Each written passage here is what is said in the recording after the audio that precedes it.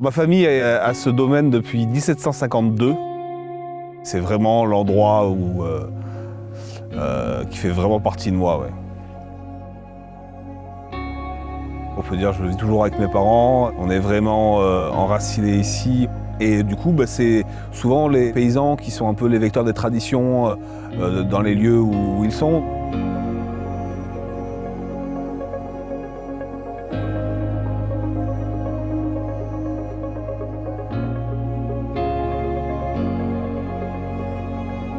Au lever du soleil, je me débrouille toujours pour être sur certaines parcelles un peu spéciales. Et en fait là je m'arrête, je coupe le tracteur pendant 5 minutes et je contemple vraiment ce que Dieu nous donne, la beauté de la nature. Le vin est évangélique puisque là où il y a du vin, il y a du chrétien. La vigne est l'image la plus utilisée dans la Bible.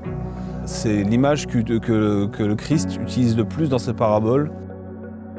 Un curé avec qui j'en parlais m'avait dit c'est hallucinant, c'est plus de 435 citations et de paraboles et d'histoires par rapport à la vigne. Donc ça prouve bien que le vin en fait fait partie inhérente de la vie de ce monde. Puisque on est sur un métier où le facteur le plus important, celui qui peut gérer toute une année de récolte, donc toute une vie économique derrière, on ne le maîtrise pas, c'est le climat. Et donc on se doit d'avoir un abandon total à ça, de faire confiance.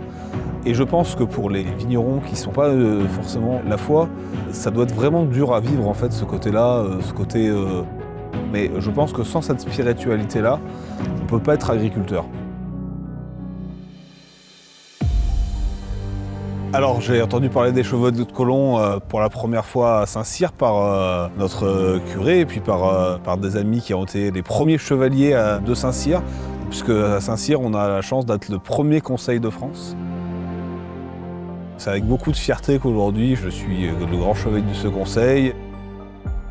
Les Chevaliers de Colomb représentent un vrai besoin pour l'Église en général, mais l'Église de France bien sûr.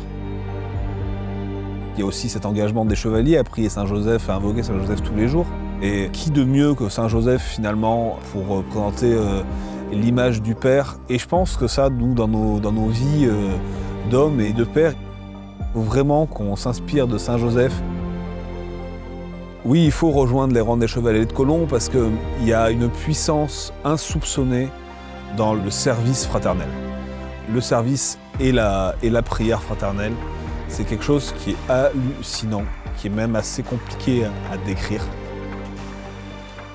Puisque la place de l'homme catholique est primordiale pour la survie et pour la continuité de notre Église en France, puisque l'homme est la figure paternelle et c'est par lui qu'on s'enracine finalement. C'est l'homme qui enracine la foi dans une famille et donc ce sont les hommes qui doivent réenraciner la foi dans notre pays. Et les chevaliers en fait permettent aux hommes de ne pas être seuls pour faire ça.